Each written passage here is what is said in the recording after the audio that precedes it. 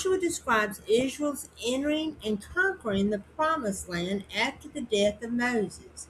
It records military campaigns, the division of the land among the tribes, the fulfillment of God's promise to Abraham, and the book highlights Joshua's leadership, Israel's victories through obedience, and their failures when they disobeyed.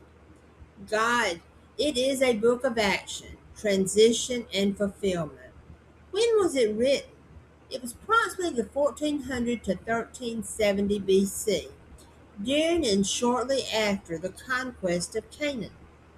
Where? What's the setting? Canaan, the Promised Land, including key regions such as Jericho, Ai, and surrounding territories. What was the purpose? Why was it written? It was to show God faithfully fulfills his promises. Victory comes through obedience and dependence on God.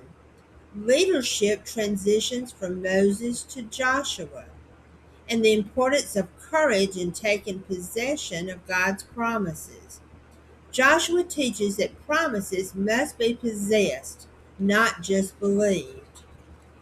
The key themes: faith and courage, obedience to God, God's faithfulness, conquer and victory, leadership, transition, and covenant fulfillment. The key verse is Joshua 1:9. Have I not commanded you? Be strong and courageous. Do not be afraid.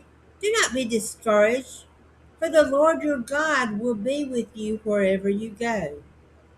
The teaching insight: Joshua shows that God's promises are guaranteed, but they require human participation through faith and obedience. Spiritual victory is not automatic. It is walked out step by step. When Israel obeyed, they experienced success. When they disobeyed, they experienced defeat. God's presence, not human strength, is the true source of victory. Practical application: step into what God has called you to do without fear.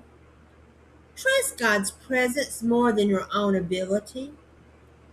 Obey God fully, not partially.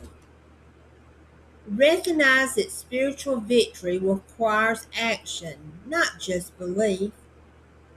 And don't settle. Pursue everything that God has promised you.